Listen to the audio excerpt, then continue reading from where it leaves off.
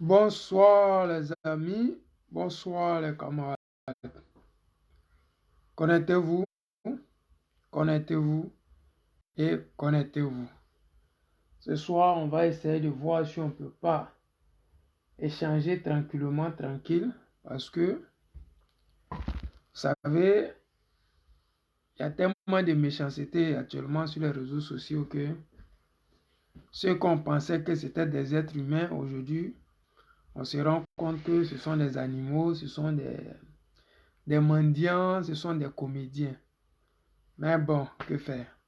Connectez-vous. Donnez-moi juste une minute, le temps que je partage. Et nous allons commencer le direct, ok?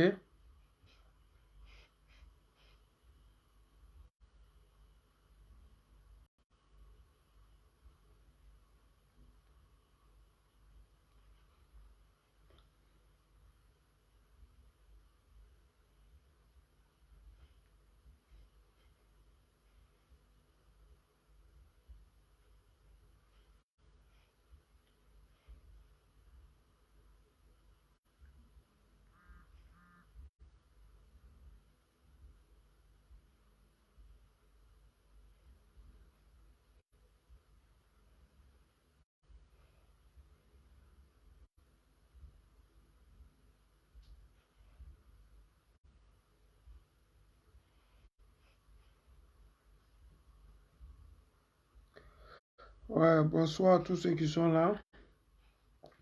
Oyara Ulrich Koudou. Ouais, ça c'est la soeur de Koudou. Eh mon frère Ibe, comment tu vas frérot? Ça salué depuis Paris.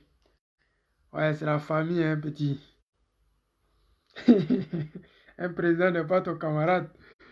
Donc les amis, salut, salut, salut, salut. Moi c'est le président Lota. Je m'invite cette nuit chez vous à travers vos différents réseaux sociaux pour vous apporter ma contribution dans la lutte ivoirienne et particulièrement la lutte africaine dans laquelle nous avons eu beaucoup de morts, de déplacés de guerre et de prisonniers politiques. À l'heure où je suis en train de vous parler, nous avons des prisonniers politiques, des prisonniers qui sont des prisonniers soi-disant de guerre, on a même des réfugiés. Jusqu'à actuellement là, on a des Ivoiriens qui sont à l'étranger et qui n'arrivent pas à rentrer. On a des cyberactivistes, quand ils rentrent au pays, on les arrête, on les jette en prison. Mais bon, ça, ce n'est pas la préoccupation de nos hommes politiques, entre guillemets. Et on a cette nouvelle forme d'hommes politiques actuellement en Côte d'Ivoire qui surfent sur l'actualité politique, qui essaient de se frayer un chemin, mais qui n'arrivent pas. Mais comment faire? Il faut essayer de distraire les Ivoiriens. Oui, amener les Ivoiriens à regarder autre que les vrais problèmes des Ivoiriens. Parce que quand tu es soi-disant un leader, quand tu es chargé d'apporter la lumière aux Ivoiriens, quand tu es chargé d'apporter de l'eau dans le moule, quand tu es chargé d'apporter ta contribution dans la lutte ivoirienne et particulièrement la lutte panafricaine, tu n'as pas le droit de laisser Alassane Draman Ouattara et de chercher à distraire les Ivoiriens ou mentir aux Ivoiriens. Parce que ce que nous constatons maintenant 2 jours là, on se rend compte que Charles Blé Goudé est devenu celui-là qui essaie de faire détourner le regard des Ivoiriens sur le vrai problème qui préoccupe les Ivoiriens et il les amène dans les histoires de « ouais, je suis venu pour réconcilier les Ivoiriens, oui, moi je suis le nouveau Messie, oui, je ne me promène pas à cause de Gbagbo, c'est pas à cause de Gbagbo que je suis là, c'est pas... C'est-à-dire qu'il distrait les gens avec ses propos pour attirer l'attention sur lui. Mais le vrai problème là, c'est lequel? Qu'est-ce qui se passe actuellement en Côte d'Ivoire? Tu es un homme politique. Si tu es en Côte d'Ivoire et que tu n'arrives pas à parler des problèmes de la Côte d'Ivoire, il y a problème.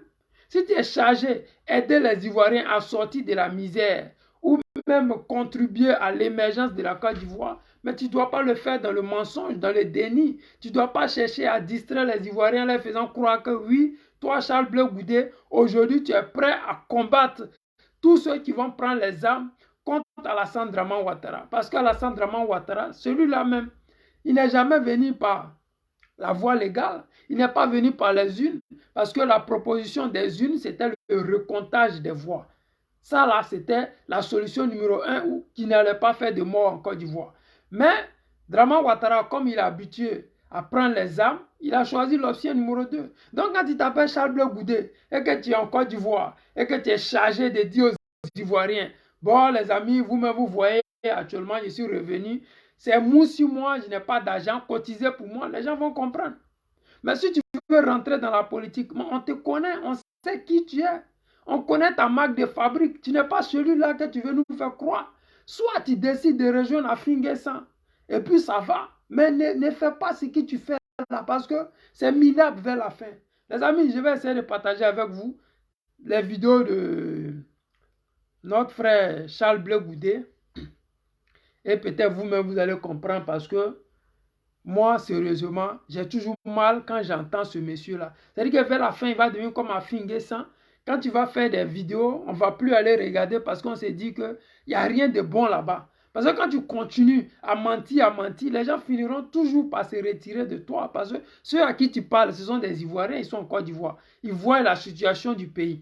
Ils voient leur situation s'empirer. Ils voient que la NACAD qui coûtait 1000 francs sous Gbagbo Laurent est devenue 330 francs. Bon, dites-moi, tu ne peux pas être un leader et aller dans les régions où nos parents ne mangent pas 2 fois par jour, leur dire que oui, moi je vais envoyer la paix, c'est grâce à moi la paix va venir, Gbagbo c'est un tricheur. Mais mon frère, si tu as quelque chose à proposer, tu proposes aux gens là. Tu dis à nos parents, bon, si moi vous m'élisez comme président, je vous promets de faire la NACAD à 1000 francs, de faire l'EVA à 1200. C'est-à-dire que ce sont des propositions venant du COGEP.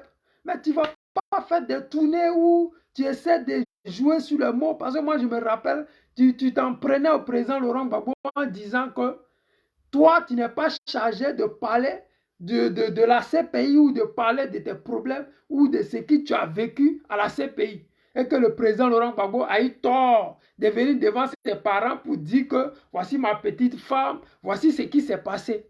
Mais la réalité là, c'est-à-dire que toi là, tu as peur. C'est parce que tu as peur que tu n'oses même pas dire ce que tu penses.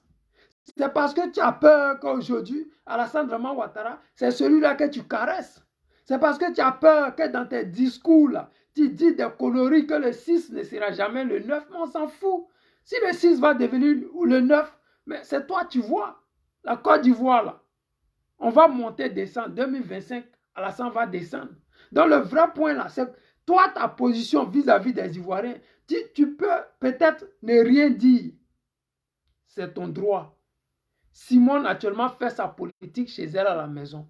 Vous avez entendu une fois ici, les gens disent, pourquoi tu es chez toi à la maison que tu... Non, mais toi, tu fais ta tournée.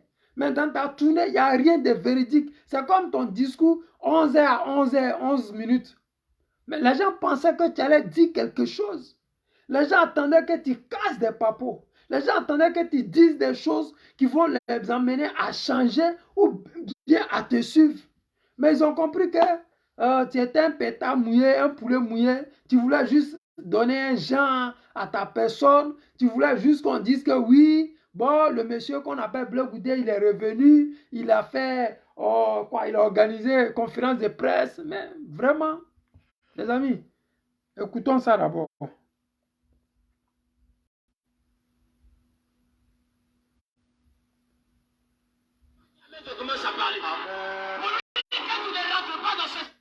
Écoutez attentivement ce message. C'est-à-dire que moi, je ne suis pas un chrétien.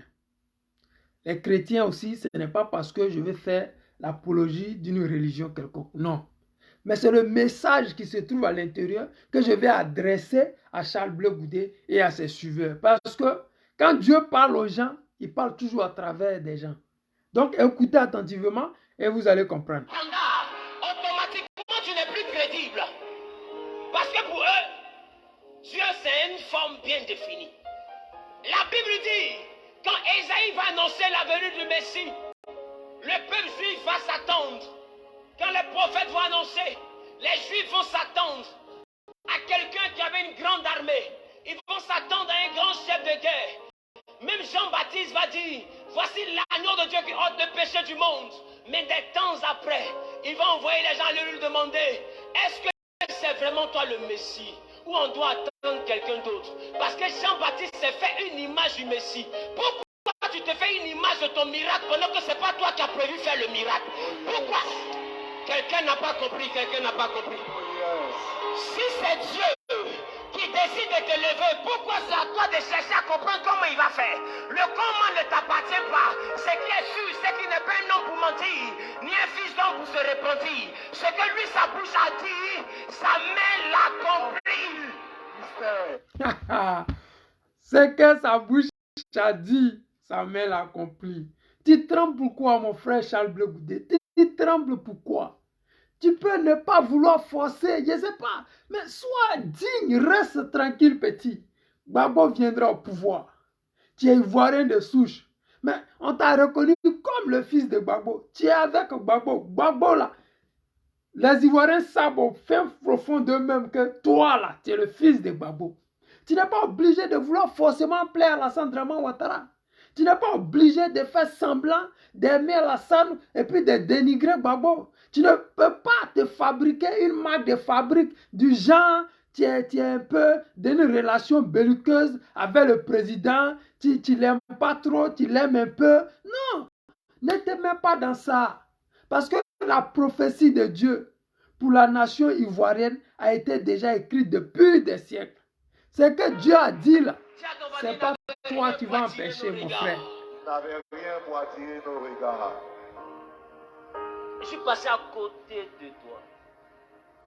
Combien de fois Dieu nous frôle quand nous sommes dehors?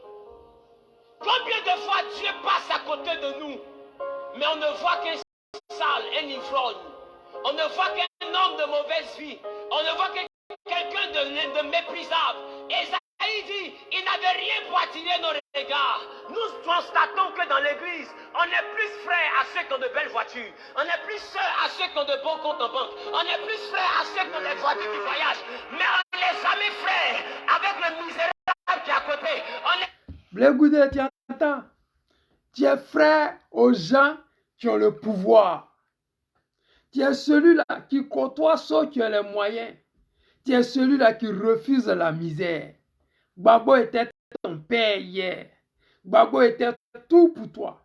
Gbagbo était celui-là que tu chérissais. Gbagbo était celui-là que tu mourrais pour lui. Gbagbo était celui-là, mais tu le faisais parce qu'il avait de quoi à te nourrir. Tu le faisais parce que tu avais ton compte à gagner. Tu le faisais parce que ton compte en banque serait gbé. Tu l'as fait parce que tu sais que Gbagbo Laurent, c'est un homme de bonne moralité. C'est un homme qui est reconnaissant. Aujourd'hui, là, tu fuis le président Laurent Gbagbo. Mais je vous dis tout le temps, ceux qui fuient le président Laurent Gbagbo, ce n'est pas Gbagbo que tu fuis. C'est la nation ivoirienne que tu fuis. Parce que Dieu, là, quand il choisit quelqu'un, c'est quelqu'un-là. Il ne fait pas sa promotion lui-même. Ce sont ses actes qui font parler de lui. Gbagbo n'avait rien pour attirer notre regard. Je vous ai plusieurs fois dit ici que nous, là, quand on est nés, nos papas, nos parents disaient Gbagbo ne sera jamais président. Parce qu'il porte Gbagbo sur son cou, il fait meeting sous le soleil. J'ai dit que nous, on est nés au PDCI. Qu'est-ce qui a fait que notre regard s'est fixé sur lui? Il n'avait rien pour attirer nos regards. C'est la prophétie. C'est pour te dire que aujourd'hui, là, tu peux mépriser Gbagbo. Tu peux mépriser les Ivoiriens parce que tu veux que ton compte en banque soit nouveau, rempli. Mais ça ne sera pas éternel. Parce qu'avant que Gbagbo ne revienne en Côte d'Ivoire, il y avait des gens tout puissants qui étaient arrogants comme les Touré Mamadou. Il y avait des, comment on appelle, Kandia Kamara. Il y avait un petit Guinéen qui faisait sa promotion là. Mais ils ont tous où aujourd'hui? Aujourd'hui là, c'est la lutte des titans. C'est que Dieu a dit, il va le réaliser. C'est juste une question de temps. Toi, tu essaies de te vendre au plus offrant. Mais ceux qui sont là et qui te regardent, ce sont des Ivoiriens. Ceux que tu côtoies matin, midi, soir dans tes discours, tes propos à la con, là, ce sont des Ivoiriens. Nous, on te voit, on lit tes propos, on t'a déjà vu, on a entendu tes propos. Mais tu vas nous dire quoi aujourd'hui? Parce que ce que tu es dedans, là, ça ne t'honore pas. Je te dis une chose, tu peux être patient. Tu peux te dire, je la ferme un peu jusqu'en 2025. C'est-à-dire que tu peux être un peu patient. C'est-à-dire que tu gardes ta dignité. Tu acceptes de souffrir. Et tu te dis que même si elle ne fait pas ces déclarations tapageuses, je suis Charles Blé Goudé. Les Ivoiriens savent que tu es Charles Blé Goudé. Reste tranquille, petit. Parce que quand tu te vends plus au franc, ça va tourner au vinaigre. Les Ivoiriens vont se venger de toi. Demande à Finguessan. Demande à Finguessan.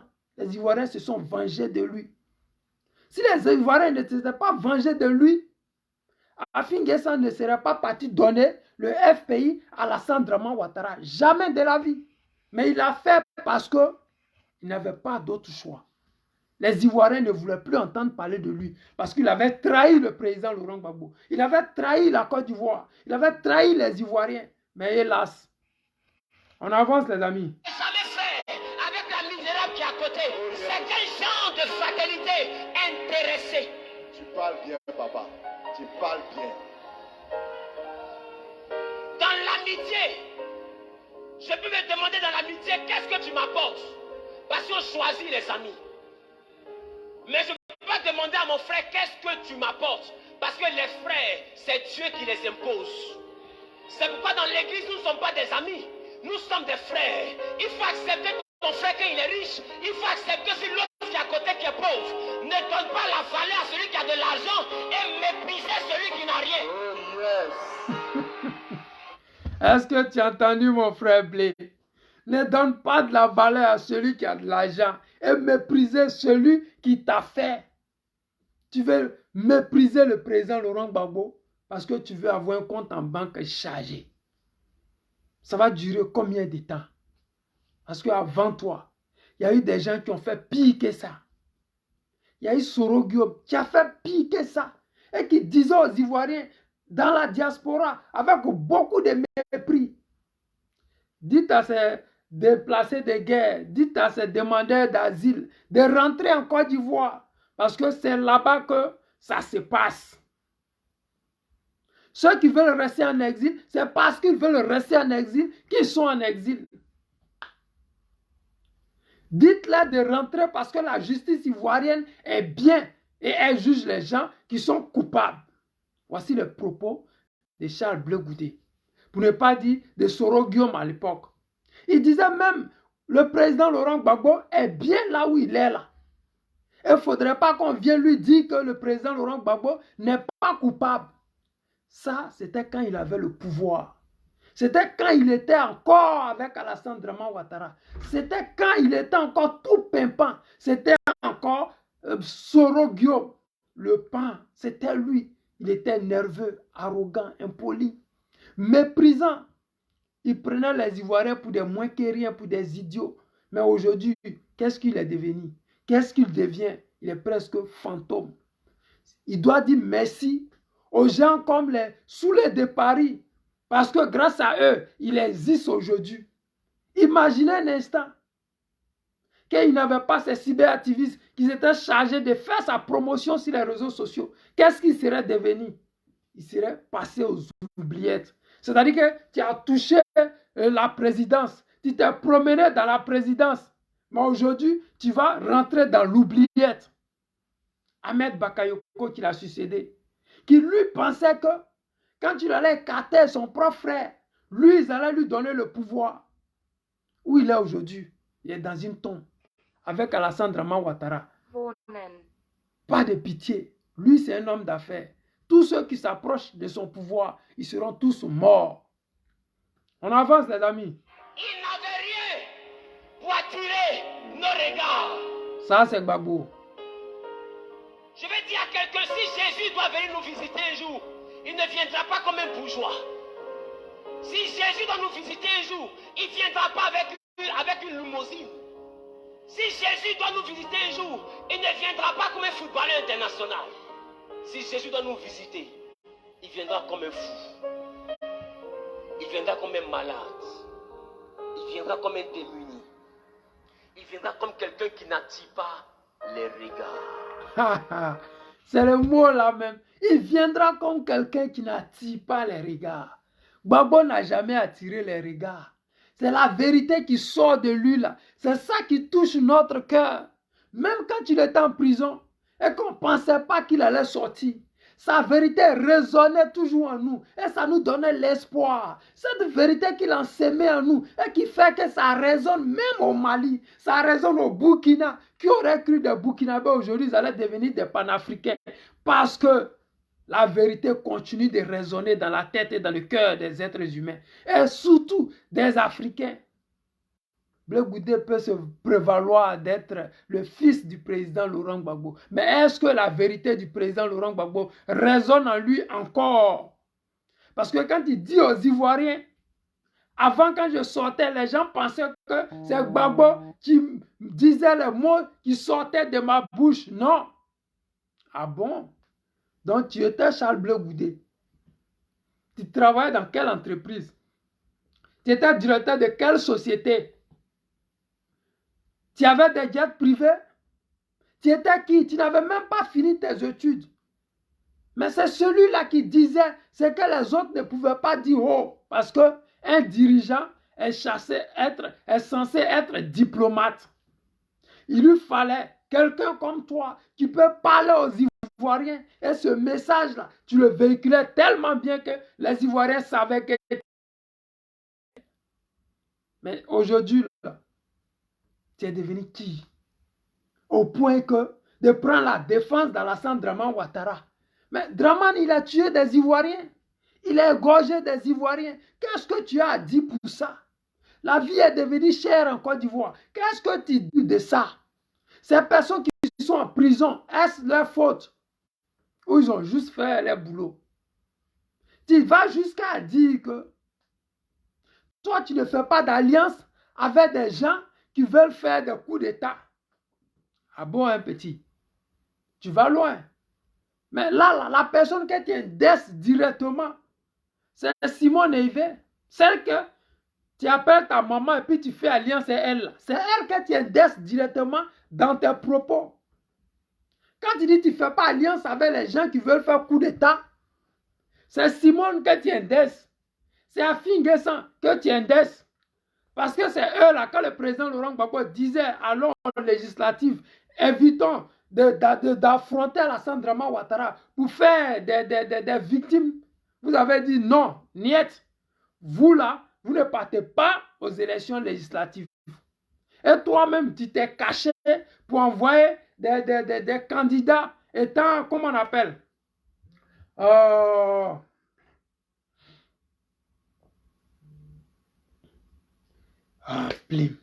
tu envoies des candidats qui n'étaient pas rattachés au COGEP parce que le COGEP n'avait pas de récépissé. Et ils ont tapé tous poteaux. Tu as fait alliance, comment on appelle, le FPI de Pascal Afin Guessan. Vous avez tapé poteau.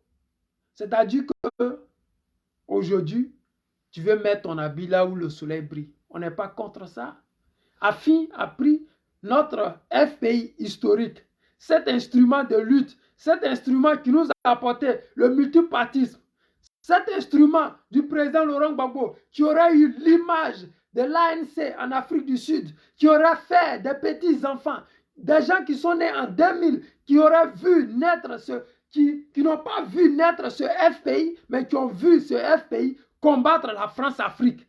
Ça aurait été leur parti politique. Un parti politique historique. Mais Alassane Draman Ouattara, dans son schéma de contrôler, d'empêcher ce FPI d'exister, parce que tant que le FPI existe, l'image du RDR, l'image de Alassane Draman Ouattara, dictateur, Alassane Draman Ouattara, chef rebelle, Alassane Draman Ouattara, assassin, continuera toujours de résonner dans le cœur des Ivoiriens. Il fallait faire disparaître ce FPI. Alors, il faut mettre Afin Guessan pour empêcher le président Laurent Gbagbo de rentrer en possession de cet instrument qui est cet instrument de liberté qui était le FPI. Mais vous avez fait mieux. Vous nous avez donné la possibilité de voir naître le PPACI. Mais c'est même PPACI aujourd'hui là que vous êtes chargé de distraire les Ivoiriens pour détourner l'attention des Ivoiriens sur les vrais problèmes de la Côte d'Ivoire. Nous sommes à près de 21 000 milliards d'endettement. Quand le président Laurent Gbagbo était arrivé au pouvoir, nous avions 6 000 milliards. Et il disait ici, mais comment on va faire pour rembourser ces 6 000 milliards? Il allait croiser la Banque mondiale, le FMI pour leur dire, sciencez, nous là, on n'a pas pris ces crédits-là.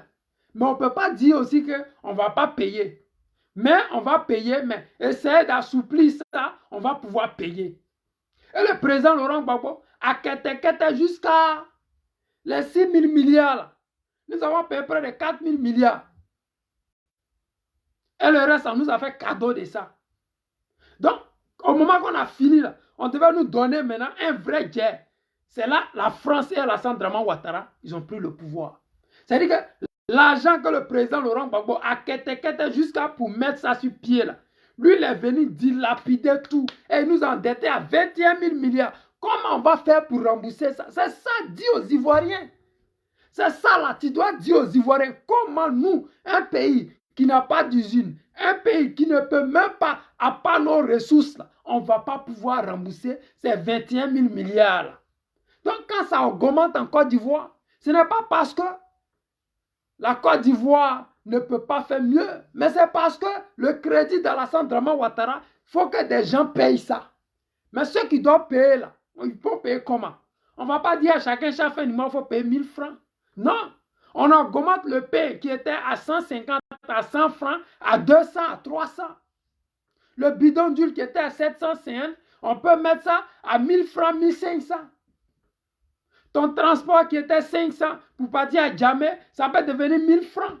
Et puis c'est comme ça, on augmente. Parce que les 21 000 milliards qu'il a pris là, il faut qu'il rembourse. Mais il va rembourser comment? Il faut qu'il prenne encore des crédits parce qu'il travaille à crédit. Un économiste qui ne peut même pas créer des richesses. Mais tu n'es pas fichu de dire ça aux Ivoiriens. Mais tu essaies de nous endormir avec des discours à la con. Et tu fais ça, ce sont des discours pour des gens, pour manipuler des gens qui sont faibles d'esprit. Sinon, on a d'autres problèmes. Tout a augmenté en Côte d'Ivoire. Les 21 000 milliards, là, on va faire comment pour rembourser? Voici des questions. Si tu n'as rien à dire à nos parents, voici des questions que tu devais pourtant développer. Les amis, on va continuer avec ce pasteur-là. Vraiment, il a parlé. Quel est ton regard sur la société? Quelle est la limite que tu as fixée à ton amour? Tu aimes jusqu'à quand il y a des choses que tu ne vois plus, ton amour s'arrête.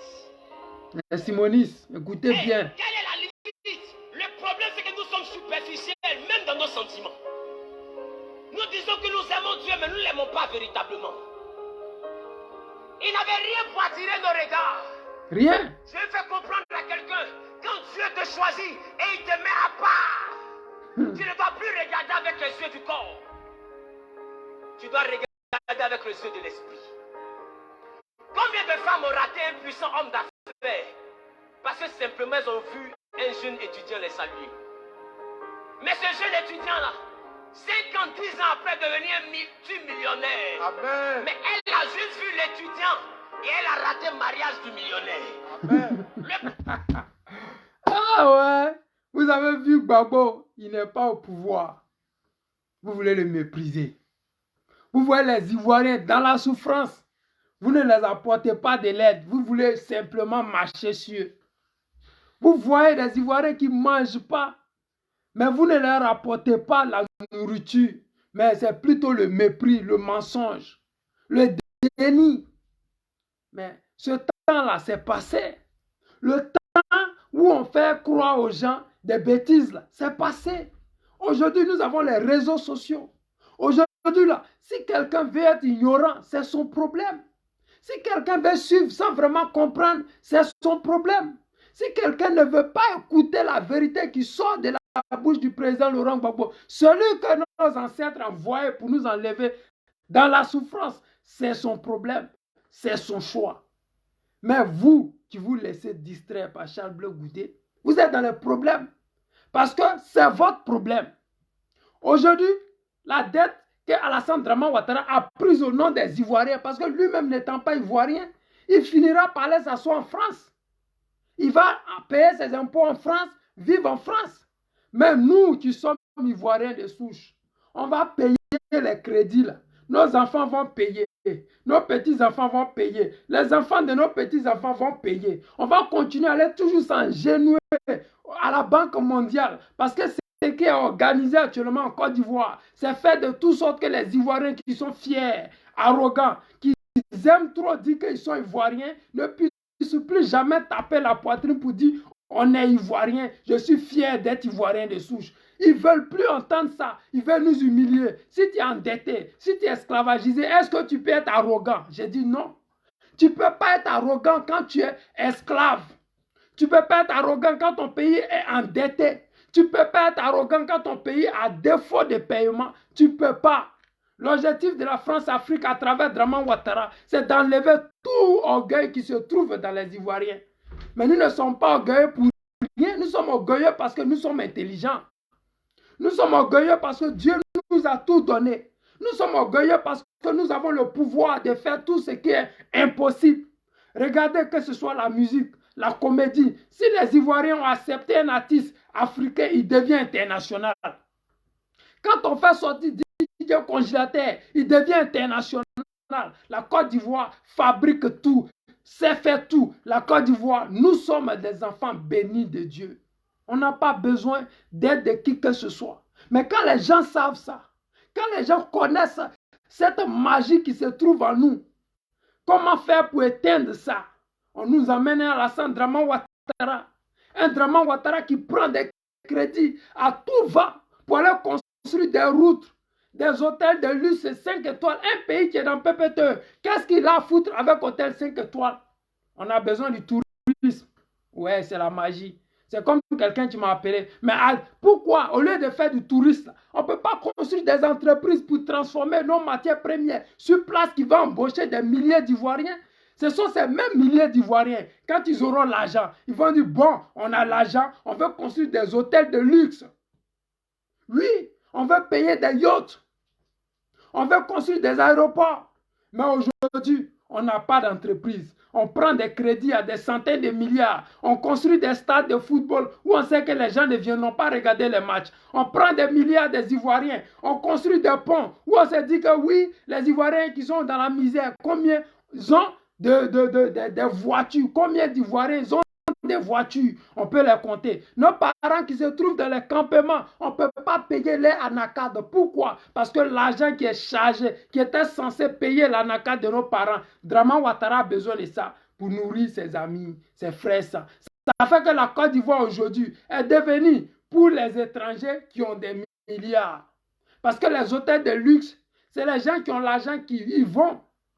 Mais les Ivoiriens n'ayant pas l'argent, la Côte d'Ivoire aujourd'hui est devenue la plaque tournante de tous les vendeurs de drogue. Pourquoi? Parce que ceux qui ont l'argent, c'est les dealers, c'est les cocaïnés.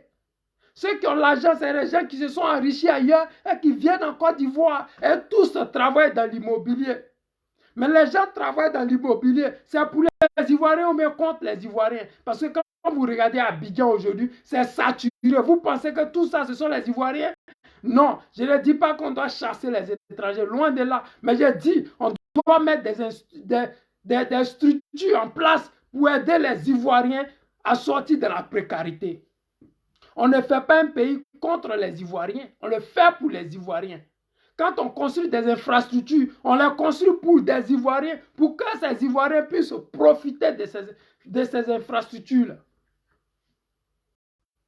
Alassane Draman Ouattara est en train de nous faire le copier-coller du président Gbagbo Laurent.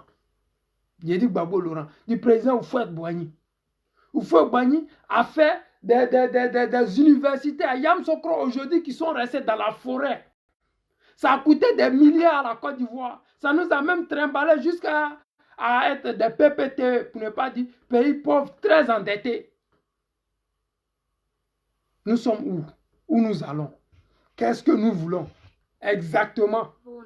Réellement, si vous êtes Ivoirien, est-ce que vous pouvez comprendre quel est ce message-là?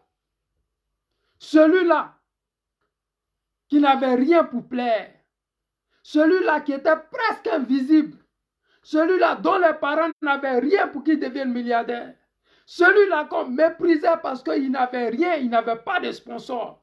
Mais aujourd'hui, il est devenu celui-là qui est aimé internationalement. Il est devenu celui-là, quand il dit bonjour, tout le monde écrit bonjour sur son Facebook. Quand il porte Adidas, tout le monde porte Adidas. Quand il dit libérer Picheluc Balé, Draman Ouattara libère Picheluc Balé. Même s'il essaie de se donner un champ, mais il sait très bien que quand Gbagbo parle de quelque chose, de toute façon, on va relayer, ça va arriver là où ça doit arriver. Mais si vous ne pouvez pas aider Gbagbo Laurent à libérer la Côte d'Ivoire, mais au moins, le bon sens aurait aimé que vous soyez vous-même et vous créez votre propre chemin. Les amis, on va écouter la prophétie du président Gbagbo Laurent. Il n'avait rien pour attirer nos regards. Ça ne veut pas dire qu'il était sans valeur. Ça, c'est vrai. Aujourd'hui, les gens te jugent en fonction de ton quartier. Les gens te jugent en fonction de ta famille. Il y a des gens, quand tu pars, on te demande tu es l'enfant de qui. Quand ils disent Saül, on dit ce nom-là ne me dit pas grand-chose. Mais écoute, c'est normal que ce nom-là ne te dise pas grand-chose. Parce que c'est à partir de moi que tu as découvert le nom. C'est à partir de moi que tu vas retenir le nom. Le nom là, ça vous disait rien. Je vous ai dit ici que quand on parlait de Gbagbo avant, on dit lui là, lui va rien, il va jamais devenir président. Il est trop pauvre, il va jamais devenir président. Il est devenu président, pas par la violence. Gbagbo est devenu président, pas par la violence, pas par les armes. Gbagbo n'a pas négocié pour avoir une pièce d'identité. Gbagbo n'a pas de problème avec son identité. Gbagbo avait toute la possibilité. Il avait les armes, il avait tout ce qu'il fallait pour devenir un chef de guerre, pour prendre le pouvoir au président Houphouët-Boigny. Il ne l'a jamais fait parce qu'il a des idées. Ce n'est pas un suiveur, c'est un leader. Il y a une très grande nuance entre leader et suiveur. Gbagbo, c'est un leader, ce n'est pas un suiveur. Tu t'appelles Charles Blé Goudé, tu es un suiveur, tu n'es pas un leader. Les gens qui te suivent, ils ne savent pas qui ils suivent. Parce que si tu étais un leader, tu t'aurais fait une droite ligne toi-même. Tu t'aurais donné une valeur. Tu aurais dit aux Ivoiriens, voici ma marque de fabrique. Mais regarde-toi aujourd'hui. Si quelqu'un prend les armes contre Alassane, je vais me dresser contre lui. Tu es minable, frérot. Tu fais pitié, tu fais honte à notre génération. Tu avais dit, je ne serai pas la honte de ma génération. Mais aujourd'hui, j'ai comme l'impression que ta génération est tous ils font honte. De Sorodio à Kabkabe jusqu'à toi aujourd'hui, votre génération, vous faites toute honte. Et vous ne nous faites pas honte à nous, vous faites honte à la planète Terre. Parce qu'aujourd'hui, les Africains, quand on parle de panafricains, toi, Charles Blé Goudé, on ne te cite plus dedans. Ça ne te dit rien. Alors que le COGEP, là, ça a invité des panafricains à Abidjan quand Gbagbo était au pouvoir. Babi Chambi, président, comment tu vas, frérot? Sois salué. Quand Gbagbo était au pouvoir, là, ton COGEP, c'était un mouvement panafricain. Les panafricains venaient à Abidjan. Ouais. Aujourd'hui, l'action dit panafricanisme, là, tu n'es pas dedans. Pourquoi? C'est quoi qui s'est passé pour que toi, tu ne t'appelles plus panafricain? Parce que tu as vendu le combat. Parce que tu es devenu lâche. Parce que tu as peur de ton nombre. Parce que tu veux jouer au game de la France-Afrique. Mais nous ne sommes pas dupes. Nous ne sommes pas dupes. Demande à Pascal Affinguessan, quand tu avais commencé ça avec nous, on lui a dit où tu vas là, c'est mauvais. Nous, on ne te suit pas dans ça. Il a forcé jusqu'à... Il s'est retrouvé seul. Vers la fin, il s'est retrouvé au RHDP. Ce qui tu es dedans là, ce qui est arrivé à fin, ça va t'arriver. C'est-à-dire que tu vas forcer jusqu'à vers la fin là. Les Ivoiriens ne vont plus te regarder. Quand Afin se déplace dans les villages là, il met 4 bâches. Son cortège est dans un bâche. Le reste, là, c'est les sièges vides. Les quelques personnes, les chefs du village à qui il a donné l'argent. Le peuple ne se sent pas concerné par ça. Toi, ça va t'arriver. C'est une question de temps. Pour que les gens sachent réellement qui a fingé ça, il a fallu 10 ans. Toi, tu viens d'arriver. On te donne 10 ans. Si d'ici là, tu n'as pas changé de comportement, Cette foule que tu vois là, ils vont finir par te donner d'eau. Parce que les Ivoiriens ont des vrais problèmes. Parce que les Ivoiriens ne mangent pas à leur faim. Parce que les Ivoiriens souffrent dans les chairs. Matin, midi, soir, les Ivoiriens m'appellent. Ils m'écrivent. Frère, ça ne va pas. Frère, c'est dur. Frère, merci. Merci. Mais moi, je ne peux rien faire. Moi, là, mon rôle, c'est ça qui est là. J'évangélise les gens. Oui, dans le nom tout-puissant du président Gbagbo Laurent, ce nom-là qui guérit la France-Afrique, qui enlève le satanisme de la France-Afrique. Celui-là qui fait qu'Alassane Draman Ouattara ne dort plus au palais présidentiel. Le gourmet de Gbagbo Laurent, ce nom-là. Les amis, écoutons Charles Bleu Goudé, 5 secondes, et puis on va faire un tour chez les Maliens. Pas de match de tout en Côte d'Ivoire. Moi, je me suis mis dans cette mission. Ici, dans ce pays, ici, dans cette région, dans des villages, des familles entières ont été décimées. Qui a fait ça? Des mamans avaient leurs enfants autour et fuyaient pour aller dormir dans la brousse. Qui a fait ça? Pour protéger leur vie. On a vécu ça ici. On finit de vivre ça. J'entends encore des gens dire oui, oh, on attend le match retour. Vous allez jouer votre match à la vie. Et puis contre qui? Et puis pour prendre quel trophée? Je suis venu vous dire qu'il n'y aura pas de match retour en Côte d'Ivoire.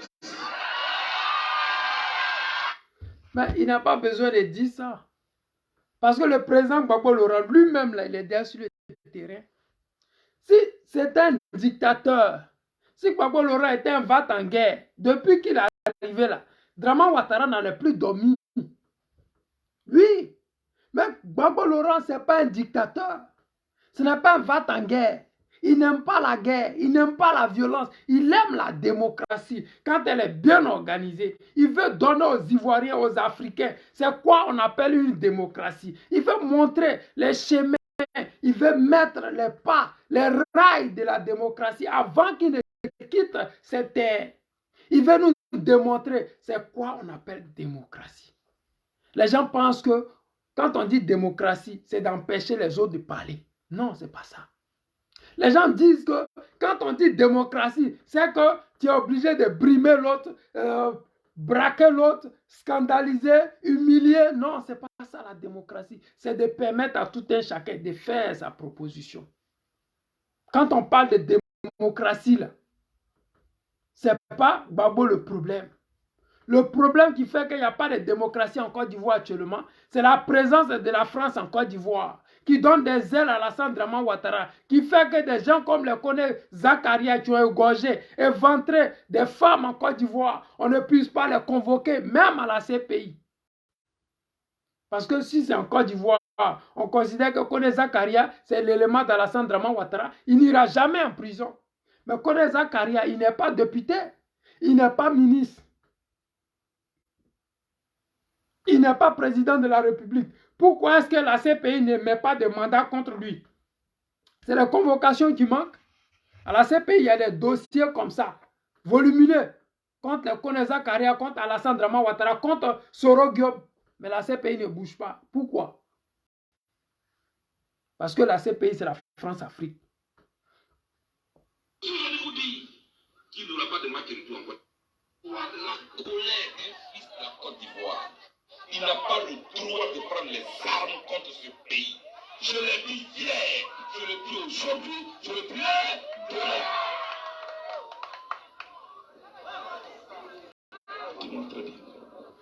Je dis, on ne prend pas d'armes pour arriver au pouvoir. Ce n'est pas bon hier, ce n'est pas bon aujourd'hui, ce n'est pas bon demain. Faut dire ça à Alassane. C'est lui qui prend les armes pour venir au pouvoir. Quand je l'ai dit, on a pensé que c'est le président Gbagbo qui m'envoyait. Aujourd'hui, le président Gbagbo est dans l'opposition. Le président Alassane Ouattara est au pouvoir. Je dis encore aujourd'hui, celui qui prend les armes contre le pouvoir de Ouattara, je vais lui dire que ce que tu fais là, c'est pas bon. Mais je ne suis pas du pouvoir de l'enfant Ouattara. Ce n'est pas de ça qu'il s'agit. Il s'agit de mon pays, il s'agit de notre pays, la Côte d'Ivoire. Je suis un homme de principe. Alors, tu n'es pas contre les armes parce que tu es au pouvoir. Quand toi tu es au pouvoir là, on ne prend pas les armes contre toi. Mais quand tu es dans l'opposition, tu te promènes avec les gens sur les armes. Pourquoi? Pourquoi tu vas te renier? Un homme ne se renie pas. Un homme marche droit. Demandez à mes amis qui m'ont approché en 2020. Monsieur le maire, j'étais à la haie. Donc j'étais en prison. J'étais à la haie. Et il y a eu la désobéissance civile. On dit, oh, on ne connaît pas le gouvernement. Mes amis m'ont appelé, j'ai dit, je ne rentre pas dans l'économie comme ça. On dit, mais Ouattara s'est mis en prison. J'ai dit, alors, il n'a pas mis mon esprit en prison. Il n'a pas mis mes principes en prison. Il n'a pas mis mes valeurs en prison. Je ne suis pas d'accord qu'on prenne des armes et qu'on viole la loi. C'est ça qui me fait. Et c'est comme ça que je suis. Laissez-moi comme ça. Mais, ce que je veux, c'est que l'adversaire arrive. C'est un plan. Les amis, c'est Charles Blé Goudé, maintenant quand il parle, ça sonne dans mon oreille, c'est désagréable quoi, c'est comme quand un film parle. C'est bizarre, moi ça chauffe mon esprit, ça chauffe mon crâne, ça m'énerve. Ce monsieur-là, c'est un bon à rien, c'est vraiment... C'est triste parce que s'il ne change pas son comportement, les Ivoiriens vont finir par se rendre compte qu'il ne valait rien politiquement parlant. Et c'est dommage parce que celui-là, nous l'avons aimé. Je le dis, je le pense. Celui-là, comme il vient de le dire lui-même, quand tu parlais, les gens pensaient que c'est Gbagbo qui lui donnait ce qu'il disait. Et c'est ça qui est la vérité. Ce qu'il dit là, il veut se donner un genre. Mais nous, on sait que quand tu parlais, c'est au nom du président Laurent Gbagbo qui parlait. Sinon, il n'allait pas fuir pour aller au Ghana. Qu'est-ce qu'il a fait? Il n'a pas tué les gens. Il n'a pas pris les armes. Pourquoi est-ce qu'il a fui pour aller au Ghana? S'il ne se reprochait rien et que lui, là, son rôle, c'était de combattre ceux qui ont pris les armes. C'est-à-dire qu'il a fui Alassane Draman Ouattara, qui était un dictateur qui avait pris les armes. Donc quand tu fuis quelqu'un qui a pris les armes et que tu reviens, qu'est-ce que tu fais? C'est ça le vrai point. La denrée alimentaire, tout a augmenté en Côte d'Ivoire. On fait comment? Tu dis quoi de ça? C'est comment? Les Ivoiriens sont en prison. Les policiers, les gendarmes qui te servaient de garde du corps, là, ils sont en prison. Tu dis quoi de ça? Puis Chéri Balé vient d'être libéré. Tu n'as même pas dit un mot sur ça. Pourquoi? Parce que ça ne t'intéresse pas. Tu ne veux pas voir les problèmes. Je vous avais mis une vidéo ici où il disait que le franc CFA, il ne veut pas rentrer dedans. Lui vient d'arriver, il ne veut pas voir les problèmes. C'est-à-dire qu'il y a des discours qu'il doit dire, il y a d'autres discours qu'il ne doit pas dire. Donc, comme nous, on sait qu'il y a certains discours qu'il ne dira jamais, donc on prend ça à compte-goutte, ce qu'il appelle qu'il est en train de mener un combat pour les Ivoiriens. Lequel? Parce que nous autres, là, on n'est plus avec lui. Ça, c'est une réalité. Aujourd'hui, nous avons des enfants qui sont sur le terrain. Nous avons des enfants qui sont pimpants, qui sont sur le terrain. Oui, aujourd'hui, la politique, ce n'est plus une histoire de vieillards, de tout ça. Non, la politique, nos doyens qui sont là, ils nous montrent le chemin à suivre. La jeunesse, ils font leur boulot propre.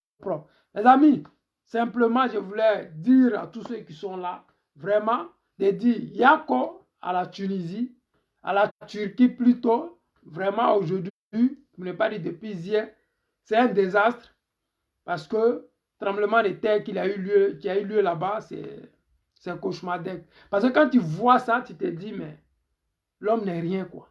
C'est-à-dire que tout ce qui Draman Ouattara a été fait là, il peut avoir un petit séisme en Côte d'Ivoire et puis il va mourir dans ça, ça ne va pas aller quelque part.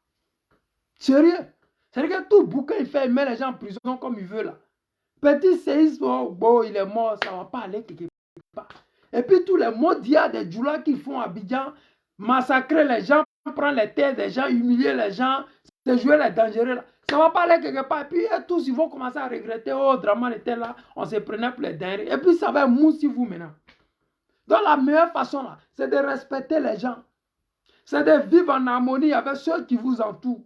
Quand le président Laurent Gbagbo était au pouvoir, on vivait en harmonie avec tous ceux qui étaient là. Mais il a fallu une rébellion dans l'Alassane Draman Ouattara pour que les Ivoiriens se retrouvent divisés. Mais aujourd'hui, nous avons compris. Vous avez compris. Donc, sur ce, on va clore ce chapitre et on va dire merci au Mali qui a reçu Assimi Goïta, qui a accepté la main tendue du président russe, Vladimir Poutine, et qui a invité le premier ministre, le ministre des Affaires étrangères russe, Sergei Lavrov, à Bamako. Ils l'ont même inauguré, pour ne pas dire, ils l'ont même décoré. C'est ça qui est la réalité.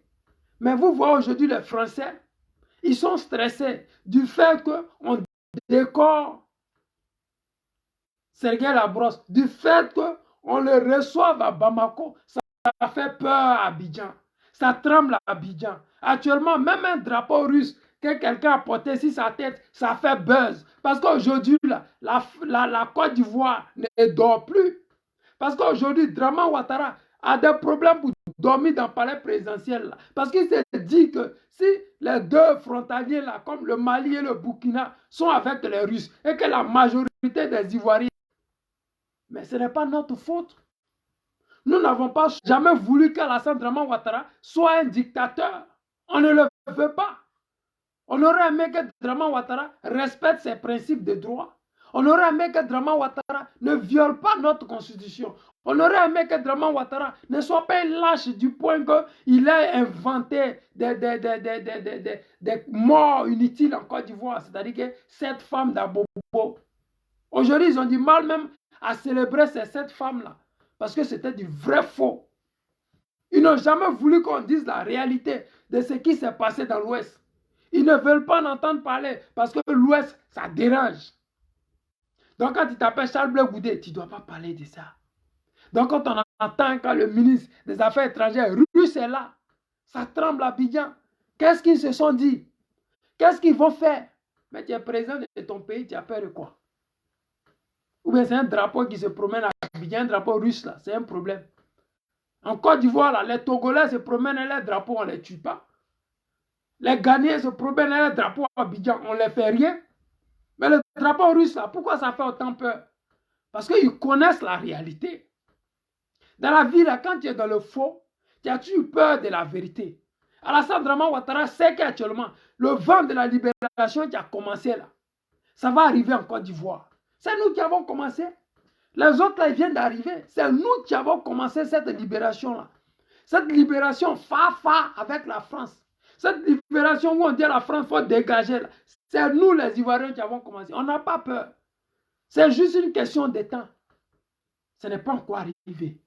Gbagbo va donner le mot d'ordre là. On va le faire propre. On va le faire tellement propre qu'il ne pourra même pas se réveiller et puis va dire que, hey, on dit quoi? C'est déjà fait propre. Pour l'instant là, calmez-vous. Le président Laurent Gbagbo n'a pas encore donné le mot d'ordre. Donc, ce qui se passe au Mali là, considérez que ça ne nous concerne pas quoi. Mais nous autres, on a un coup d'œil là-bas. Un coup d'œil à Abidjan, un coup d'œil là-bas. C'est comme ça on fait. Désormais, on avait les Maliens jusqu'à la gare. Tout mot d'ordre que le président malien va donner, nous on va suivre. Même si le président malien demande qu'on enlève Draman, on le suit. Parce que c'est comme ça. Maintenant là, on ne veut plus laisser la dictature durer chez nous, jamais. Les gens ne peuvent plus continuer comme ça. Parce que même les Ivoiriens qui sont actuellement au Ghana, ils souffrent. Les Ivoiriens qui sont au Togo, comment on dit, au Nigeria, les gens souffrent là-bas. Au Cameroun, les gens souffrent. Quand tu n'es pas dans ton pays, tu ne peux pas être heureux. Quand tu n'es pas dans ton pays, tu n'as pas la paix du cœur. Mais quand tu es dans ton pays et que c'est dirigé par Alassane Draman Ouattara et ces Djoula, tu n'es pas aussi heureux dans ton pays. Parce que la Côte d'Ivoire, là, ce n'est plus pour les Ivoiriens, c'est devenu pour les étrangers. La Côte d'Ivoire, c'est le sauve qui peut. La Côte d'Ivoire aujourd'hui est à l'image de la France, un pays où c'était un gros bordel, où tout est possible, tout est permis. On dit c'est ça, cette Côte d'Ivoire là. Mais nous avons notre éthique à nous. En Côte d'Ivoire là, on a le savoir-vivre. En Côte d'Ivoire là, un gourou respecte les gourous, les guerriers, les wobés, ainsi de suite. Mais aujourd'hui, vous allez voir Dramane au pouvoir. Les Djoula, ils ont du mépris pour tout le monde.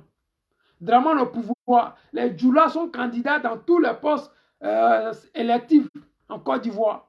La Côte d'Ivoire, nous sommes 60 ethnies. On envoie Djoula à Korogo. On envoie même Djoula là à Ferke. On ramasse même Djoula là, on envoie à Zonoula. On l'envoie à Man. On l'envoie à Abidjan. On l'envoie à Divo. Mais c'est quoi le problème avec vous, les amis? Côte d'Ivoire là, c'est 60 ethnies. Si vous n'êtes pas devenu leader là, des autres peuples là, ça vous fait quoi? Vous voulez forcément nous mépriser pour nous montrer que vous existez? Parce que vous allez faire tôt ou tard, les gens vont finir par détester tout ce qui est Djoula en Côte d'Ivoire. Ce n'est pas une haine. Je ne suis pas contre les Djoula. J'ai des amis qui sont Djoula. Mais une réalité là, ça reste une réalité. La vérité là, ça reste la vérité. C'est-à-dire que les Djoula là, à force de nous mettre la pression, un matin là, ça va se gâter comme ça. Et puis toutes les régions où il y a Djoula, beaucoup de gens vont dire, bon, tout ce qui est Djoula, ramassez vos affaires, dégagez. Vos voitures là, prenez ça, allez ça, à faire que vous allez rester ça. Vous dites que vous êtes chauffeur. Nous-mêmes, on va payer nos voitures. Allez-y à vos voitures. Nous-mêmes, on va payer nos voitures. Nos parents vont rouler dedans. Ça va arriver. Et si dès maintenant, vous ne faites pas attention à ça, ça va être pire. Parce que les gens parlaient du génocide de l'Ouest. Les guerriers n'ont pas oublié. Il y a toujours les Djoula là-bas. À Boisflé, il y a les Djoula. À Divo, il y a les Djoula. À Sietinfla, il y a les Djoula. Partout, il y a les Djoula. Mais ils ont des problèmes de savoir-vivre. Basso, sois salué, mon frère. Ils ont des problèmes de savoir-vivre. C'est des gens qui ont du mépris pour les autres groupes ethniques. C'est des gens, c'est eux ou rien. Tout pour eux, rien pour personne. C'est les eux là. Ils sont chauffeurs de Baka, ils sont mécaniciens, ils ont la boutique, ils sont dans la fonction publique. C'est-à-dire que maintenant là, nous là, on doit consommer Djoula. On doit parler Djoula. Puisqu'en Côte d'Ivoire, on passe le permis en Djoula. Djoula, ce n'est pas une ethnie de Côte d'Ivoire. Djoula là, ils n'ont pas de village en Côte d'Ivoire. Mais quand on dit Gouro, tu as trouvé Vavois, il y a Gouro là-bas. Quand on dit Atié, tu es allé à Abidjan, tu as trouvé Atié. Donc on dit Djoula là, tu n'as pas allé à faire que tu as trouvé un village. On dit ouais, voilà un village de Djoula. Il n'y en a pas. Parce que Djoula, ce n'est pas une ethnie de Côte d'Ivoire. Djoula, ce n'est pas ivoirien. Djoula, c'est étranger qui a passeport ivoirien, qui se prend pour ivoirien, qui est pire qu'ivoirien et qui déteste même ses origines. C'est-à-dire qu'aujourd'hui, là, ceux qui veulent tuer les Maliens, ce sont les Djoula. Ceux qui veulent tuer les Burkinabés, ce sont les Djoula. C'est-à-dire qu'ils sont plus ivoiriens que les Ivoiriens au point de nous autres, là, qui sommes ivoiriens de source, de nous appeler des traîtres contre la nation ivoirienne. Ils disent que nous, là, on est des collabos des Maliens. Mais nous, on n'est pas collabos des Maliens. On est juste dans la vérité. Cette vérité que vous ne voulez pas entendre, parce que chez vous, là, quand on dit chasser la France, ça dit qu'on va vous chasser. Non, ce n'est pas vrai. Est-ce qu'il n'y a pas des Ivoiriens qui vivent au Mali?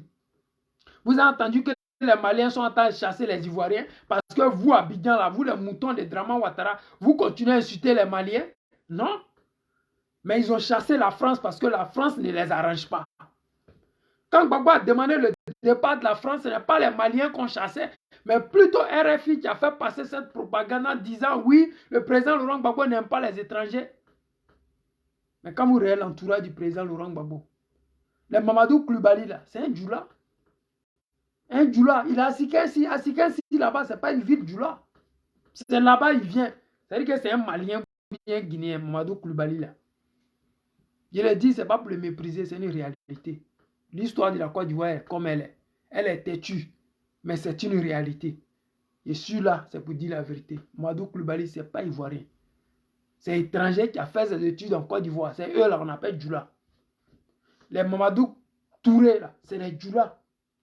Les Mori, le Mola là, c'est les Djoula. Les Kandia Kamara, c'est les Djoula. C'est ceux-là qui détestent les Maliens jusqu'à la gare. C'est eux qui détestent les Burkinabés, c'est eux-mêmes qui forment les djihadistes pour tuer leurs propres origines. C'est-à-dire que tellement ils sont devenus ivoiriens, ils se prennent plus qu'ivoiriens. Ils préfèrent aller tuer leurs propres parents pour donner à Alassane parce qu'ils veulent que Alassane puisse avoir le dessus sur les Maliens. Mais ce que les Maliens demandent, ce n'est pas de l'eau à boire, ils veulent juste leur liberté. Ils veulent juste eux-mêmes décider comment ils vont combattre les djihadistes. Ils ne veulent plus entendre parler qu'il y a eu tentative d'assassinat sur un dirigeant. Ils ne veulent plus entendre qu'il y a eu attentat à la bombe, il y a eu 100 et quelques morts maliens ou burkinabés. Ils veulent prendre leur destin en main. Ils veulent prendre la sécurité de leur population en main. À cause de ça, là, les djoulas de Alassane Draman Ouattara vont les insulter. À cause de ça, là, ils vont venir dans mon inbox me menacer. À cause de ça, là, ils vont insulter mes parents matin, midi, soir, inbox. Mais je vous dis que ce que nous avons commencé là, on va terminer. Mais vous devez vous rendre compte d'une chose. La Côte d'Ivoire, c'est 60 ethnies. Si tu es djoula et puis tu es candidat à Boisflé, il faut savoir que les gourous ne vont pas te voter. Mais vous allez finir un jour par comprendre que ces peuples que vous voulez coloniser là, ils vont se réveiller un matin et puis ils vont vous chasser. Alors qu'actuellement, vous pouvez simplement respecter les gens. C'est-à-dire que vous respectez notre volonté. Vous n'essayez pas de nous brutaliser, de prendre tout par la force, en fuyant, en prenant les urnes, en courant avec, en faisant le coup bas, en machetant les gens, les bacavets. C'est toujours les mêmes djoulas, c'est toujours le même comportement, c'est toujours les mêmes manières de procéder. Humilier les gens, prendre les choses par la force. C'est toujours comme ça que vous développez. Mais vous devez vous rendre compte d'une chose. Toute chose a une fin. Vous devez comprendre la voie diplomatique. C'est-à-dire que quand les cyberactivistes parlent, écoutez, on n'est pas contre vous. On n'est pas contre la paix en Côte d'Ivoire. On est pour la paix parce que nos parents vivent en Côte d'Ivoire. On est pour la paix parce que sans la paix, on ne peut pas avoir de développement. Tu ne peux pas aimer ton pays, ta région, ton village et dire que je veux qu'il y ait la guerre. Jamais. C'est que tu es. Je ne sais pas qui tu es. Ce n'est pas possible. Mais ce n'est pas parce qu'on veut la paix qu'on va se laisser diriger par les Mossi, par les Djoula. Non, ça ne va pas, ça ne va pas. Parce que quand tu vas faire campagne, là, tu dois parler une langue là-bas. La langue locale, c'est ça que tu vas parler. C'est comme vous ramassez un candidat américain qui vient en Côte d'Ivoire et qui bat campagne en anglais. Hello, how are you guys? Yeah, my name is President Lota. I want to be president here. Can you vote me? Ok, let's go. Dites-moi, c'est quel Ivoirien qui va le voter? Mais les Djoula, là, ils font ça dans nos régions. Un Djoula vient, il fait campagne en français. Nos parents ne comprennent pas. Quand il est l'heure de voter, ils s'en vont brigander les unes, ils bourrent les unes, ils fuient avec les unes et ils prennent le pouvoir par la force. Mais ça là, il va arriver un moment où nos petits frères qui sont en train de grandir là, ça ne va plus passer. Il va arriver un moment où les gens, vous leur avez montré tellement la marmaille qu'eux-mêmes ils deviennent plus marmailleurs que vous. Demandez aux cyberactivistes. Demandez, comment on dit, aux Nigériens et aux Camerounais. Dans les arnaques sur les réseaux sociaux, les Nigériens étaient les premiers, les Camerounais deuxième, la Côte d'Ivoire était troisième et quatrième. Aujourd'hui, la Côte d'Ivoire, elle est sur la liste rouge. C'est-à-dire qu'après le Nigeria, peut-être vient la Côte d'Ivoire. Cameroun, on a laissé loin derrière nous. Le Nigeria même, on lutte et eux. Nous là, on enregistre très vite. On est très intelligent. Quand un pays est béni, là, Dieu leur donne tout, l'intelligence. Mais il reste à savoir comment ils utilisent cette intelligence-là. Donc quand vous êtes des hommes politiques, et que tu t'appelles Alassane Draman Ouattara, et que dans ton RHDP, il y a des gourous, tu les enlèves, et puis tu mets les djoulas à leur place, parce que ton objectif, c'est de coloniser tout le peuple gourou, ou bien tout le peuple d'Ida, Atié, Guéré, consort. Mais ça va finir par t'éclabousser. Mais quand ça va éclabousser, ce n'est pas toi que ça va toucher parce que tu es loin. Mais c'est ceux que tu as forcé pour mettre à la tête dans les villages des gens là. C'est eux qui vont payer le plus fort. Dans 10 ans, vous allez faire sortir cette vidéo-là. Et vous allez montrer ça à vos enfants. Voici ce qu'ils disaient là. Voici, c'est arrivé. Vous qui êtes du nord de la Côte d'Ivoire, commencez à mettre dans votre tête que si vous êtes chez nous là, c'est parce que nous sommes accueillants. Si vous réussissez chez nous, c'est parce que nous vous donnons des possibilités de réussir chez nous. Il n'y a pas de candidat gourou au nord. Vous n'en voulez pas. Vous voulez que nous on fasse quoi? On doit accepter que vous soyez candidat. candidat chez nous? Je ne pense pas. Les amis, c'était pour vous dire merci d'avoir suivi ce direct. Seri Bado, sois salué. Agrado Michel Tawa, merci, sois la bienvenue. Merci à vous tous. Partagez le direct. Dites à Charles Bleu Goudé que le président Laurent Gbagbo, c'est un envoyé de Dieu. Aujourd'hui, il peut le mépriser. Mais en 2025, il va changer les discours. Et ça, nous, on est déjà prêts pour lui. Sur ce, je vous aime. Ciao, ciao.